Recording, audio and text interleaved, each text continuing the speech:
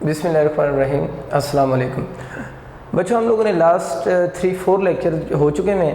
हम centripetal force को discuss कर रहे थे और लास्ट लेक्चर से हम एक ऐसा केस डिस्कस कर रहे हैं जिसमें बॉडी जो है वो एक सर्कुलर मोशन परफॉर्म कर रहा है और वो जो सर्कल है वो वर्टिकल सर्कल है। और वर्टिकल सर्कल हम डिस्कस कर रहे हैं कि एक स्ट्रिंग के साथ हम लोगों ने एक बॉडी अटैच किया हुआ था जिसकी मास m थी। इसके डिफरेंट केसेस हम पढ़ चुके हुए थे, वो ऑलरेडी प्रीवियस वीडियो अगर किसी ने नहीं देखी तो उसको देख लें, फिर आपको ये लेक्चर समझ आना शुरू हो जाएगा। आज हम इसके कुछ स्पेशल केसेस लेते हैं और देखते हैं कि उन स्पेशल केसेस अगर एमसीक्यू में आते हैं तो उनका आप लोगों ने आंसर कैसे करना है। लेकिन जो बच्चे ये डायरेक्ट वीडियो देख रहे हैं, जब तक आप प्रीवियस वीडियोज़ नहीं देखेंगे तो इसकी कंटिन्यूटी का आपको आइडिया नहीं होगा। तो पहले आप वो वीडियो देख लें, उसके बाद आप ये लेक्चर देखें तो आपको एग्जैक्ट आइडिया होगा। क्योंकि सेंट्रीपिटल फोर्स में मेरे 5 लेक्चर्स हैं, तो उन 5 लेक्चर्स को आप देखेंगे तो फिर आपको टोटल थीम समझ आ रही होगी, क्योंकि ये वाला लेक्चर आपको डायरेक्ट समझ नहीं आएगा। अच्छा बच्चे, इसका पहला केस हम ये लेते हैं, केस 1, कि अगर हम जिस बॉडी को यहाँ से प्रोजेक्ट कर रहे हैं, इस पॉइंट ए से, ये रोप है, इस बॉडी को अगर हम प्रोजेक्ट कर रहे हैं, अगर इसकी प्रोजेक्शन की जो स्पीड है वो लेस दैन 2gr हो। ये आपके डायरेक्ट एमसीक्यू है कि अगर आपको क्वेश्चन में आ जाता है तो पॉइंट ए पे उसकी जो प्रोजेक्शन की स्पीड है वो लेस दैन 5gr होगी। तो फिर आप लोगों ने याद रखना है, हमें ये तो पता है ना, जैसे जैसे बॉडी ऊपर जा रहा होता है, मैंने आपको बताया था जैसे जैसे बॉडी ऊपर जाएगा बॉडी की स्पीड भी कम होगी और टेंशन भी कम होती जाती है। जैसे जैसे बॉडी ऊपर जाएगा स्पीड भी कम, टेंशन भी कम। तो कहते हैं कि अगर उसकी स्पीड ए पॉइंट पे प्रोजेक्शन की स्पीड लेस दैन 2gr होगी तो ये जो बॉडी होगा, मैंने लिखा है body will stop between A and B, कि बॉडी जो है वो ए और बी पॉइंट्स के दरमियान में कहीं स्टॉप हो जाएगा। सपोज करें इस जगह पर स्टॉप हो गया, इधर स्टॉप हो गया, यानी बी से पहले किसी जगह पर उसने स्टॉप हो जाना है। अगर बॉडी स्टॉप हो गया है, सपोज करें इस पॉइंट पे बॉडी स्टॉप हो गया ना, तो मैं कह सकता हूँ कि इस पॉइंट पे फिर इसकी स्पीड क्या होगी, 0 होगी। अब हम लोगों ने देखना है कि ये वाला बॉडी जिसकी स्पीड 0 हो गई है, क्या अपनी सर्कुलर मोशन को लीव कर देगा या सर्कुलर मोशन में ही रहेगा। ये 2 बातें हमने चेक करनी है। आपको शायद याद हो, कल मैंने आपको रूल बताया था कि कोई बॉडी सर्कुलर मोशन को लीव करेगा ही नहीं करेगा, वो टेंशन की बेस पर होगा। अगर टेंशन 0 से क्या होगी, लेस कर लेते हैं, लेस होगी। 0 से लेस का मतलब है टेंशन नेगेटिव हो जाए, या आपको बताया था टेंशन का आंसर 0 हो जाए तो स्ट्रिंग स्लैग करेगी, string slag and body leave circular motion. ये हमारी बात हुई थी कि स्ट्रिंग स्लैग करेगी and body leave circular motion, और इसमें जो एक्सेप्शन थी वो पॉइंट सी था। ये बात लास्ट टाइम होगी थी, एक्सेप्शन जो थी वो पॉइंट सी की थी। पॉइंट सी एक ऐसा पॉइंट है वहाँ पर इवन टेंशन 0 भी हो जाए तो बॉडी अपनी मोशन को कंटिन्यू रखेगा। क्यों कंटिन्यू रखेगा वो हम ऑलरेडी पढ़ चुके हैं। अब जो देखो, अगर आपके एमसीक्यू आता है कि ए पॉइंट पे प्रोजेक्शन की स्पीड लेस दैन 2gr होगी, तो आप लोगों ने पहला एमसीक्यू याद रखना है, बॉडी विल स्टॉप। अगर आपसे पूछता है तो आप लोग कह रहे हैं बिटवीन ए एंड बी। अब देखना है कि स्ट्रिंग सेलेक्ट करेगी या स्ट्रिंग सेलेक्ट नहीं करेगी। उसके लिए आपको टेंशन का आइडिया होना चाहिए। टेंशन का जो फार्मूला होता है वो m v² plus mg cos theta होता है, और थीटा आपको पता है उस पॉइंट का एंगल है विद वर्टिकल एक्सिस, बल्कि विद नेगेटिव y एक्सिस कहना ज़्यादा सूटेबल है। तो मुझे ये बताएं कि अगर a और b के दरमियान में उसकी v 0 होगी, चलो मैं इस v को अगर 0 पुट करूँगा, तो मुझे ये बताओ कि बिटवीन a एंड b जो थीटा एंगल की वैल्यू होगी, ये थीटा एंगल जो होगा वो 0 डिग्री से लेकर 89 डिग्री तक होगा ना, बल्कि 0 से ग्रेटर ही होगा। 0 से लेकर 89 डिग्री तक एंगल होगा इस केस में, क्योंकि टोटल तो 90 बनता है, तो 0 से लेकर कहाँ तक, 89 डिग्री तक होगा। 0 से वैसे ग्रेटर ही होगा क्योंकि हम ऑनवर्ड मोशन ले रहे हैं ना। अब बच्चों मैंने आपको बताया था कि इस केस के अंदर cos थीटा अगर हम निकालेंगे तो उसका आंसर पॉजिटिव ही आएगा, क्योंकि 0 से 89 डिग्री तक cos थीटा का आंसर पॉजिटिव आता है। तो मुझे अब सिर्फ ये बताओ कि जब हमने बॉडी को स्पीड से थ्रो किया, बिटवीन ए एंड बी कोई एक ऐसा पॉइंट ज़रूर आएगा जिस पे इसकी स्पीड 0 हो जाएगी। v0 पुट किया, अब देखना है कि इस mg का आंसर क्या होगा, पॉजिटिव होगा या नेगेटिव होगा या 0 होगा। तो हमें पता है कि एंगल 0 से 90 के इन बिटवीन होगा कोई एंगल, 0 से ग्रेटर और 89 या उससे कम होगा। तो उस एंगल की जब ये वैल्यू यहाँ पुट करोगे तो इसका जो आंसर होगा क्या वो 0 के इक्वल होगा। तो हम ये कहेंगे कि mg cos थीटा का जो भी आंसर होगा, सपोज करते हैं x आंसर है, that is not equal to 0, वो आंसर x होगा, वो आंसर एक तो पॉजिटिव भी होगा और नॉट इक्वल टू क्या होगा 0 होगा। तो मैं यहाँ पर x लिख देता हूँ, जो भी इसका आंसर आएगा उसको मैं x बोल रहा हूँ। इसका मतलब है कि इस केस में जो टेंशन होगी वो नॉट इक्वल टू क्या होगी 0 होगी, और दूसरा इस केस में जो टेंशन होगी वो पॉजिटिव होगी। इसमें बचूंगड़ों कंफ्यूज होने वाली कोई बात नहीं। एंगल 0 से बड़ा 89 से छोटा, जब एंगल cos थीटा यहाँ पुट करोगे, सपोज करें इसका आंसर 0.7 आ गया, उस 0.7 को m और g से मल्टीप्लाई करोगे, कोई आंसर तो आएगा। तो आंसर क्या आना चाहिए पॉजिटिव, तो वही मैंने लिख दी है x, आंसर x होगा, कोई वैल्यू होगी और वो नॉट इक्वल टू 0 होगा, यानी पॉजिटिव आंसर होगा। तो इस केस में जो टेंशन होगी वो भी आपकी नॉट इक्वल टू 0 होगी और टेंशन पॉजिटिव होगी। अब मुझे ये बताओ कि स्ट्रिंग कब स्लैक करती है, जब टेंशन नेगेटिव हो या इक्वल टू 0 हो। इस केस में तो टेंशन पॉजिटिव आ रही है, तो आप लोगों ने ये कहना है कि body will not leave circular motion, body will not leave circular motion. इस बात का मतलब आप समझे ज़रा ना कि बड़ी अजीब सी बात है कि स्पीड 0 कर दी है हम लोगों ने और हम ये कह रहे हैं कि body will not leave circular motion. मैंने बच्चों ये नहीं लिखा कि स्पीड 0 हो जाने के बाद भी बॉडी कहेगा नहीं मैंने तो घूमना ही घूमना है, मैंने चक्कर लगाने ही लगाने हैं, मैंने ये नहीं कहा। मैंने लिखा है body will not leave circular motion, कि बॉडी सर्कुलर मोशन लीव नहीं करेगा। सर्कुलर मोशन कंप्लीट करना और सर्कुलर मोशन को लीव ना करना ये दो डिफरेंट बातें हैं, इसका फ़र्क भी ज़रा समझें। पहले इस फ़र्क को समझने से पहले हम सर्कुलर मोशन पे बात करते हैं। सर्कुलर मोशन, जब मैंने ये यूनिट स्टार्ट किया था, मैंने शुरू में बात की थी कि सर्कुलर मोशन एक ऐसी मोशन होती है जिसमें बॉडी के जो पोजीशन है वो तो चेंज हो रही होती है, बॉडी की पोजीशन चेंज हो रही होती है, लेकिन during the change in position उस बॉडी का किसी फिक्स पॉइंट से जो डिस्टेंस है ना वो चेंज नहीं होता। तो मुझे ये बताएं कि ये वाला बॉडी जब यहाँ पर स्टॉप हो जाएगा, ये इसकी पोजीशन ये वाली है, ये इसका फिक्स पॉइंट यानी सेंटर से डिस्टेंस है, तो it is just like a pendulum ना। आप माइंड में लेकर आओ कि एक पेंडुलम है और पेंडुलम अपनी एक्सट्रीम पोजीशन पे स्टॉप हो गया, तो इसके बाद पेंडुलम ने किधर आना है, यूँ डाउनवर्ड नहीं आना, यूँ पेंडुलम डाउनवर्ड आएगा, इधर रुक नहीं सकेगा इनर्शिया की वजह से, इधर चला जाएगा, फिर स्टॉप होगा, फिर इधर आएगा। तो इसका मतलब ये हुआ कि अगर आप इसको पेंडुलम ही थोड़ी देर के लिए माइंड में रखें ना, फिर आपको सही समझ आएगी कि पेंडुलम अब यूँ ऑसिलेट कर रहा है। जब पेंडुलम यहाँ पर ऑसिलेट कर रहा है तो मुझे ये बताएं कि क्या ये जो इस पार्टिकल का जो डिस्टेंस है सेंटर से वो चेंज हो रहा है, इस पार्टिकल का सेंटर से डिस्टेंस चेंज तो नहीं हो रहा। अगर डिस्टेंस चेंज नहीं हो रहा तो इस मोशन को भी हम कौन सी कहेंगे, सर्कुलर मोशन ही कहेंगे। तो आप लोगों ने बच्चों याद रखना है कि ए से बी तक जाते हुए अगर उसकी स्पीड लेस देन 2g/r हो तो फिर उसकी जो स्पीड होगी वो तो 0 हो जाएगी, लेकिन टेंशन जो है वो 0 की इक्वल नहीं होगी। बल्कि मैं तो अक्सर ही कहता होता हूँ कि ए से बी तक जाते हुए जो टेंशन है वो ऑलवेज पॉजिटिव होगी।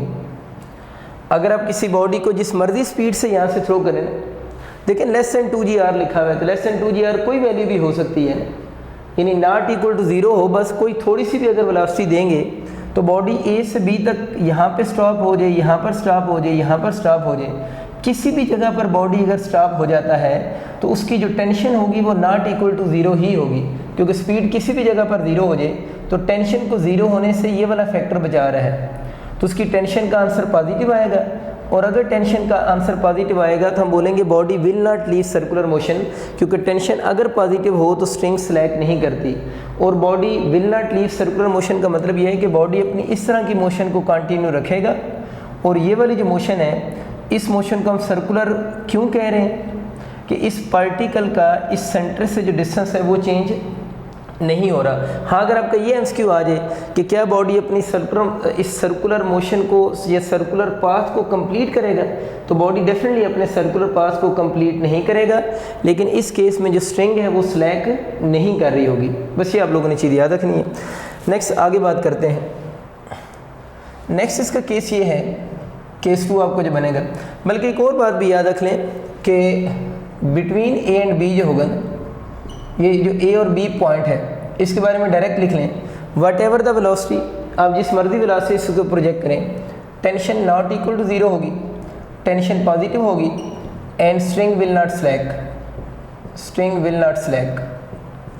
तो अगर आपका वैसे जनरल कोई एमसीक्यू आ जाए ना, जनरल एमसीक्यू का मतलब क्या है, आपका ऐसा एमसीक्यू आ जाए कि इनमें से कौन सा ऐसा पाथ है ए से बी, बी से सी वगैरह जहाँ पर स्ट्रिंग सिलेक्ट नहीं करेगी, तो आप चूज़ कर सकते हैं कि string will not select between A and B.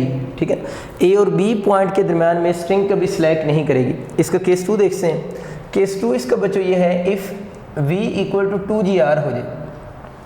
असल में ये चीज़ें हम मैथमेटिकली प्रूव भी कर सकते हैं कि किस जगह पर इसकी v एग्जैक्ट 0 होगी, लेकिन क्योंकि हमारे कोर्स में इतनी कैलकुलेशंस नहीं है इसलिए मैं थोड़ा डायरेक्ट ही रिजल्ट लिख रहा हूँ। वैसे हम law of conservation of energy को यूज़ करके बड़े इजीली ये सारी बातें प्रूव भी कर सकते हैं कि किस जगह पर v 0 होगी।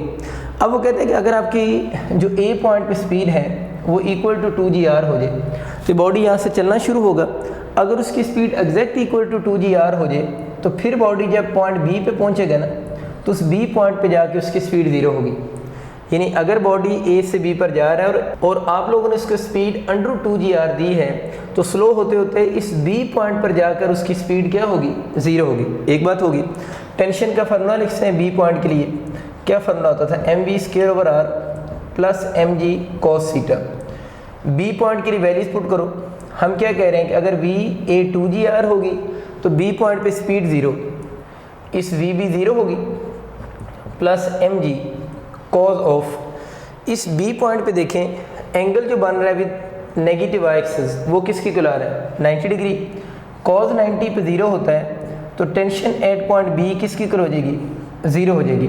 और हमें पता है कि अगर टेंशन एट पॉइंट b 0 हो जाएगी तो स्ट्रिंग ने क्या कर देना है, सिलेक्ट कर देना है, क्योंकि t0 पे स्ट्रिंग सर्कुलर मोशन को कंटिन्यू रखेगी। इसकी एक्सेप्शन सिर्फ पॉइंट c है, b पॉइंट इसकी एक्सेप्शन नहीं है। तो हम इसके बारे में क्या लिखेंगे कि स्ट्रिंग क्या करेगी, सिलेक्ट करेगी। तो मैंने बच्चों लिखा है कि b पॉइंट पे टेंशन 0 हो जाएगी जिससे स्ट्रिंग सिलेक्ट करेगी। वो तो हमें कंफर्म हो गया कि स्ट्रिंग सिलेक्ट करेगी। अब जैसे स्ट्रिंग सिलेक्ट करेगी and body far freely under gravity, और बॉडी ग्रेविटी के अंडर फ्री फॉल करेगा, क्योंकि जैसे इस बॉडी की स्पीड 0 हो जाएगी ना, तो स्ट्रिंग ने यूँ सिलेक्ट करना है। जब स्ट्रिंग सिलेक्ट करेगी तो ये बॉडी यूँ नीचे मूव करेगा, और बॉडी नीचे मूव करेगा just like a freely falling body. ये बात आप लोगों ने याद रखनी कि अगर v a पॉइंट पे स्पीड 2gr हो तो b पॉइंट पे स्पीड 0 हो जाएगी, b पॉइंट पे टेंशन भी 0 हो जाएगी, और स्ट्रिंग सिलेक्ट करेगी। और ये बहुत इंपॉर्टेंट बात है, body fall freely under gravity, कि बॉडी फिर अंडर ग्रेविटी कैसे फॉल करेगा, फ्री फॉल करेगा। बच्चों हम इसका एक और केस देखते हैं। सपोज करें कि आप लोगों ने पॉइंट ए पे बॉडी को जो स्पीड दी है ना, वो जो स्पीड है वो ग्रेटर देन 5gr है। ऐसे ये केस हम लोगों ने कल भी किया था। अगर उसकी स्पीड ग्रेटर देन 5gr होगी तो उस केस में क्या सिचुएशन होगी, उस केस में आप लोगों ने याद रखना है किसी भी पॉइंट पे उसकी स्पीड 0 नहीं होगी। यानी अगर आप उसको ग्रेटर देन 5gr यहाँ पर दे रहे हैं तो किसी भी पॉइंट पे इसकी स्पीड 0 नहीं होगी।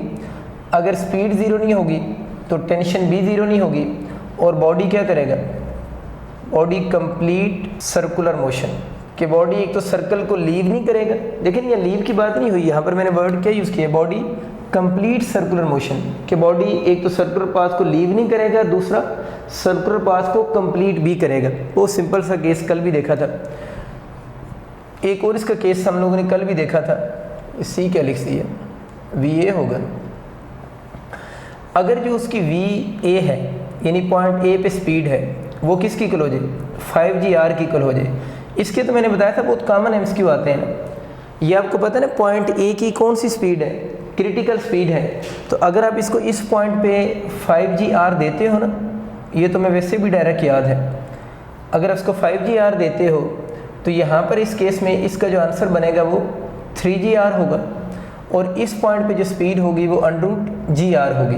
तो अगर आपका कभी वैसे एमसीक्यू आ जाए ना, ये आ सकता है आपका कि अगर हम इसको इस पॉइंट पे 5gr दे रहे हैं, इस पॉइंट पे बताएं, इस पॉइंट पे बताएं, ये तो अंडरस्टूड है कि इन तीनों पॉइंट्स पे ये वाली स्पीड्स होंगी। ठीक है, खैर अब अगर VA 5gr होगा तो आप लोगों ने बताना है कि C पॉइंट पे स्पीड कितनी होगी या B पॉइंट पे स्पीड कितनी होगी। तो वो हम बता सकते हैं, C पॉइंट पे स्पीड अभी बताइए √gr होगी, B पॉइंट पे स्पीड √3gr होगी। तो क्या इस केस में टेंशन 0 होगी किसी भी पॉइंट पे? तो बिल्कुल कल हम लोगों ने प्रूव किया था ना कि C पॉइंट पे टेंशन किसकी इक्वल हो जाएगी, 0 हो जाएगी। ये कल बातें हो चुकी हैं कि अगर हम इसको 5gr से थ्रो करेंगे तो C पॉइंट पे जब स्पीड √2gr होगी तो हम लोगों ने प्रूव किया था कि टेंशन क्या हो जाएगी, 0 हो जाएगी। लेकिन टेंशन ज़ीरो हो जाने के बाद भी मैंने बताया था कि ये जो √GR है ये वेलोसिटी सफिशेंट होती है इस बॉडी को यहाँ से आगे क्या करवाने के लिए, मूव करवाने के लिए। तो ये वेलोसिटी सफिशेंट थी जिसने इस जो मास है इसको यहाँ पर स्टॉप होने नहीं दिया, बल्कि इसकी मोशन को उसने क्या रखा है, कंटिन्यू रखा है, जिसकी वजह से बॉडी अपना सर्कुलर पाथ क्या करेगा, कंप्लीट करेगा। तो इसका भी वही रिजल्ट होगा, बॉडी कंप्लीट सर्कुलर पाथ। और ये आपको बताया मैंने एक्सेप्शन है कि सी पॉइंट पे अगर इवन टेंशन ज़ीरो भी हो जाए तो बॉडी अपने पाथ को क्या करेगा, कंप्लीट करेगा। बहुत इंपॉर्टेंट केस हम देखते हैं, जो एक ही केस रह भी गया कि अगर पॉइंट ए पे जो स्पीड है वो ग्रेटर दैन 2GR हो, क्योंकि हम लोगों ने पॉइंट ए की स्पीड को लेस देन 2GR पे भी पढ़ ली है, इक्वल टू 2GR पे भी पढ़ ली है, 5GR पे भी पढ़ ली है और 5GR पे ग्रेटर पे भी पढ़ ली है। तो क्या बच गया, 2GR और 5GR के दरमियान वाली वैल्यूज़ रह गई हैं, बाकी तो सारी वैल्यूज़ हो गई हैं, बस यही सिर्फ वैल्यूज़ रह गई। आपको मेरी बात समझ आई, यही क्यों रह गई हैं, क्योंकि ग्रेटर देन 5GR हो गया ना, लेस आपके पास इक्वल टू 5GR भी हो गया और 2GR के इक्वल भी हो गया और 2GR से कम भी हो गया। तो क्या बच गया, 2GR से बड़ी और 5GR से छोटी वेलोसिटी अगर इस पॉइंट पर होगी तो फिर क्या होगा। फिर बच्चों आप लोगों ने याद ही रखना है कि फिर बॉडी जो होगा उसकी मोशन को हम B से C तक स्टडी करेंगे। तो आप लोगों ने कहना है इस स्पीड के दौरान बिटवीन B एंड C ना, यानी ये वाली अगर आप इन वेलोसिटी पे थ्रो करेंगे इससे ग्रेटर और उससे स्मॉलर पे ना, तो बिटवीन B एंड C आप लोगों ने याद ही रखना है कि बॉडी की टेंशन पहले ज़ीरो हो जाएगी। मैं इसके साथ 1 लिख देता हूँ, टेंशन बॉडी की पहले क्या हो जाएगी, ज़ीरो हो जाएगी। लेकिन द मोमेंट जब उसकी टेंशन ज़ीरो नहीं हुई, सॉरी टेंशन जब उसकी ज़ीरो हो गई है, उस पर्टिकुलर इवेंट पे स्पीड उसकी जो होगी वो नॉट इक्वल टू क्या होगी, ज़ीरो होगी। ये बात थोड़ी सी मुश्किल है अंडरस्टैंड करना, दोबारा रिपीट करता हूँ कि अगर उसकी जो स्पीड है वो 2GR से बड़ी हो, 5GR से छोटी हो, तो टेंशन उसकी पहले ज़ीरो हो जाती है, इवन स्पीड उसकी बाद में ज़ीरो होती है। यानी जब टेंशन ज़ीरो होती है उस वक़्त उसकी स्पीड ज़ीरो के इक्वल नहीं हुई होती। ये बात को मैं कोशिश करता हूँ आपको थोड़ा समझा सकूँ। वैसे तो इसको मैथमेटिकल हम प्रूव कर सकते हैं, लेकिन मैं इसको डिफरेंट एंगल से समझाने की कोशिश करता हूँ आप लोगों को। देखिए कैसे पॉसिबल है कि speed not equal to zero हो, यानी स्पीड है वो नॉट इक्वल टू ज़ीरो हो और टेंशन ज़ीरो हो जाए, ये कन्फ्यूजन है ना आप लोगों को, ठीक है। और हमें पता है कि अगर हम 2GR से ज़्यादा स्पीड देंगे, 2GR देंगे तो B पॉइंट पे स्पीड ज़ीरो होगी ना, 2GR से ज़्यादा देंगे तो कहीं ऊपर ही जाके स्पीड ज़ीरो होगी, ये बात है। 2GR से जब ज़्यादा होगी, 2GR के इक्वल तो इस पर स्पीड ज़ीरो है ना, अब थोड़ी सी ऊपर जाके कहीं स्पीड ज़ीरो होगी। लेकिन वो कह रहे हैं कि स्पीड ज़ीरो होने से पहले टेंशन ज़ीरो हो जाती है, यानी स्पीड बाद में ज़ीरो होगी लेकिन टेंशन पहले क्या हो जाती है, ज़ीरो हो जाती है। ये मसला बना हुआ है, इसको समझते हैं। मुझे बताएं कि स्पीड की अगर सपोज करें यहाँ पर हम कोई भी value not equal to zero है, कोई वैल्यू है स्पीड की, अगर कोई वैल्यू है स्पीड की तो उसको यहाँ पुट करेंगे तो इस टर्म का कोई आंसर आएगा। जब नॉन ज़ीरो वैल्यू भी पुट करोगे तो इसका कोई आंसर आएगा और उसका जो आंसर होगा that is not equal to zero होगा, नॉट इक्वल टू ज़ीरो होगा और इसका आंसर पॉजिटिव होगा। MVR तीनों पॉजिटिव, आंसर पॉजिटिव होगा। इस टर्म पे ज़रा गौर करें। इस केस में जो एंगल होगा वो आपको पता है 91 डिग्री से लेकर कहाँ तक होगा, आपके पास 180 डिग्री तक एंगल नहीं जाएगा। अगर बिटवीन की बात करते हैं तो चले हम 179 लिख दें, 179 डिग्री लिख देता हूँ। ये सेकंड क्वाड्रेंट है ना, यहाँ पे तो हम पढ़ चुके हैं ना, तो यहाँ से आगे 91 और यहाँ से थोड़ा सा पीछे 179 डिग्री। मुझे बताएं कि इस इन वैल्यूज़ के ऊपर जो कॉज है उसका आंसर पॉजिटिव आएगा नेगेटिव। इन वैल्यूज़ के ऊपर तो कॉज का आंसर नेगेटिव आता है। जब बच्चों कॉज का आंसर नेगेटिव आ रहा है तो जब नेगेटिव वैल्यू को यहाँ पर पुट करोगे तो ये जो पूरी टर्म है इसका आंसर फिर क्या हो जाएगा, नेगेटिव नहीं हो जाएगा। समझ की बात की कि इस केस में जो एंगल हम यहाँ पर पुट करेंगे 91 से 179 तक कोई भी पुट करें, 180 मैंने क्यों नहीं लिखा, 180 तो यहाँ पर आ जाता है C पॉइंट। अभी तो हम बात कर रहे हैं बिटवीन B एंड C, यानी B और C के दरमियान की बात हो रही है। इवन आप C पॉइंट भी इंक्लूड कर लें तो कोई हर्ज नहीं है इसमें, ठीक। तो इस एंगल से लेकर इस एंगल तक, ठीक, आपके पास ये इसका आंसर नेगेटिव ही आना है। जब इसका आंसर नेगेटिव होगा तो ये पूरी टर्म क्या हो जाएगी, नेगेटिव। जब ये बच्चे पूरी टर्म नेगेटिव हुई है तब इस टर्म का आंसर पॉजिटिव, इस टर्म का आंसर नेगेटिव, तो ये एक ऐसी पर्टिकुलर स्पीड भी आएगी जो कि नॉट इक्वल टू 0 होगी, तो इसका पॉजिटिव आंसर और नेगेटिव वैल्यू आपस में क्या हो जाएंगी, इक्वल, एक दूसरे को कैंसिल करेंगी और टेंशन की वैल्यू क्या हो जाएगी, 0 हो जाएगी। तो ये इसीलिए मैंने बिटवीन बी एंड सी लिखा है, क्योंकि सी पॉइंट पे तो फिर आप कंफ्यूज हो जाएंगे, क्योंकि सी पॉइंट पे टेंशन 0 भी हो जाए तो बॉडी अपनी मोशन को कंटिन्यू रखता है। तो ये जो भी हम बात डिस्कस कर रहे हैं बिटवीन बी एंड सी है, कि बिटवीन बी एंड सी आप देख लें टेंशन जो है वो 0 जो है किस वजह से हुई है, स्पीड की वजह से 0 नहीं हुई, बल्कि स्पीड की वैल्यू कम होती गई है और कम होते होते इसकी पॉजिटिव वैल्यू इस नेगेटिव वैल्यू के क्या आ गई, इक्वल आ गई है, उस वजह से आंसर क्या हो गया, 0 हो गया। जो मैंने बात बोली है ना स्पीड की वजह से 0 नहीं हुई, उसका मतलब है कि speed have some value but tension become equal to 0 due to this negative value. इस नेगेटिव होने की वजह से टेंशन का आंसर क्या हो गया, 0 हो गया। उम्मीद है अब आपको इस चीज़ का आइडिया हो चुका होगा। तो इस मोशन में होता ये है कि बॉडी की स्पीड की कोई वैल्यू होती है थोड़ी बहुत, लेकिन ऐसी वैल्यू आती है कि ये दोनों आंसर जब बराबर हो जाते हैं तो tension must be equal to 0। अब ये टेंशन इक्वल टू 0 हो रही है बचूंगड़ो बी से सी के दरमियान में, और टेंशन इक्वल टू 0 पे स्ट्रिंग क्या करेगी, स्लैक, तो हम ये लिखेंगे इस केस में स्ट्रिंग स्लैक्स। देखिए मैंने कंप्लीट रिजल्ट लिखा है, मैंने लिखा है एक तो टेंशन 0 होगी, स्ट्रिंग स्लैक करेगी। अब पार्टिकल, कन्फर्म बात है कि पार्टिकल सर्कुलर मोशन में नहीं रहेगा, और सर्कुलर मोशन में जब रहेगी नहीं तो सर्कल कंप्लीट नहीं होगा। तो पार्टिकल का कैसा बिहेवियर होगा, पार्टिकल टेक पैराबोलिक पाथ, कि इस केस में पार्टिकल ने कौन सा पाथ लेना है, पैराबोलिक पाथ कवर करना है एट दैट पॉइंट। तो याद रखना है कि अगर v इक्वल टू 2gr हो जाए और बॉडी b पॉइंट पे जाकर स्टॉप हो, तो b पॉइंट पे अगर टेंशन 0 हो तो फिर बॉडी कैसे फॉल करेगा, फ्री फॉल। लेकिन अगर b से ऊपर किसी पॉइंट पे स्पीड 0 हो तो फिर टेंशन जैसे 0 होगी फिर बॉडी ने फ्री फॉल नहीं करना, फिर बल्कि बॉडी जो बॉडी का जो पाथ होगा, बॉडी विल, जो पार्टिकल या बॉडी होगा टेक कौन सा पाथ, पैराबोलिक पाथ। तो फिर आप लोगों ने कहना है कि उसका जो पाथ होगा वो पैराबोलिक पाथ होगा। अब अच्छा हम सेंट्रीफ्यूगल फोर्स की बात करते हैं। सपोज करें एक बॉडी है जिसकी मास m है, वो एक सर्कुलर पाथ में मूव कर रहा है, तो सर्कल में मूव करने के लिए उस पर सेंटर की तरफ जो फोर्स लगेगी उसे हम सेंट्रीपिटल फोर्स कहते हैं, और इसका जो एक्सेलरेशन होगा उस एक्सेलरेशन को हम सेंट्रीपिटल एक्सेलरेशन कहेंगे। और ये हम वो केस ले रहे हैं जब बॉडी मूव कर रहा होगा विद कांस्टेंट स्पीड के साथ, कि अगर बॉडी कांस्टेंट स्पीड से मूव करेगा तो उस केस के अंदर बॉडी का सिर्फ सेंट्रीपिटल एक्सेलरेशन होगा। हम पढ़ चुके हैं कि एक्सेलरेशन अलोंग द टेंजेंट अगर कांस्टेंट स्पीड हो जाए तो एक्सेलरेशन अलोंग द टेंजेंट भी 0 होता है, एंगुलर एक्सेलरेशन भी 0 होता है, और जो नेट एक्सेलरेशन होगा दैट इज सेंट्रीपिटल एक्सेलरेशन। अब जो सेंट्रीफ्यूगल फोर्स होती है, इस सेंट्रीफ्यूगल फोर्स को हम सीडो फोर्स भी कहते हैं, यानी सेंट्रीफ्यूगल फोर्स को सीडो फोर्स भी कहते हैं, और ये जो फोर्स होती है इसको फिक्टिशियस फोर्स भी कहते हैं। फिक्टिशियस फोर्स, स्पेलिंग पता नहीं अब इसके ठीक है या नहीं है, लेकिन फिक्टिशियस वर्ड याद रखना है। तो इसको हम सेंट्रीफ्यूगल फोर्स भी कहते हैं, सेंट्रीफ्यूगल फोर्स को सीडो फोर्स भी कहते हैं, और इसको फिक्टिशियस फोर्स भी कहते हैं। और इस सेंट्रीफ्यूगल फोर्स की जो डायरेक्शन होती है ना, या इसकी अगर हम इसका फार्मूला की बात करें कि सेंट्रीफ्यूगल फोर्स का फार्मूला क्या होगा, तो जो मूविंग फ्रेम होता है ना, ये सपोज करें मूविंग फ्रेम है कि बॉडी मूव कर रहा है, तो जो मूविंग फ्रेम में बॉडी मोशन में होता है ना, हम उस बॉडी की मास को उस फ्रेम के एक्सेलरेशन के नेगेटिव से मल्टीप्लाई करते हैं। यानी सीडो फोर्स का फार्मूला बनाने के लिए जो बॉडी जिस फ्रेम में मूव कर रहा होगा ना, उस मूविंग बॉडी की मास को वो जिस फ्रेम में मूव कर रहा होगा उसके एक्सेलरेशन के नेगेटिव से मल्टीप्लाई करेंगे।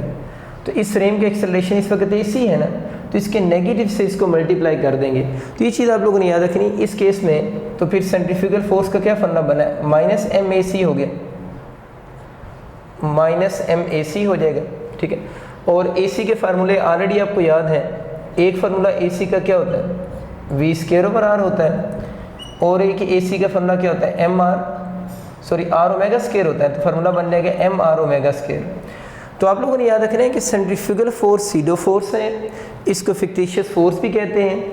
इसका फार्मूला लिखने का तरीका ये होता है कि बॉडी जिस फ्रेम में मूव कर रहा है, वैसे अगर पूछे ना सेंट्रीफ्यूगल फोर्स किस फ्रेम की फोर्स है, अगर इसकी फ्रेम की बात करें तो centrifugal force is a force of non inertial frame.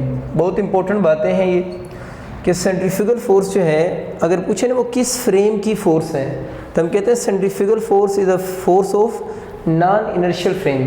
तो हम उस बॉडी की मास को उस फ्रेम के एक्सेलरेशन के नेगेटिव से मल्टीप्लाई करते हैं, तो जो फोर्स बन जाती है उसको हम सेंट्रीफ्यूगल फोर्स कहेंगे।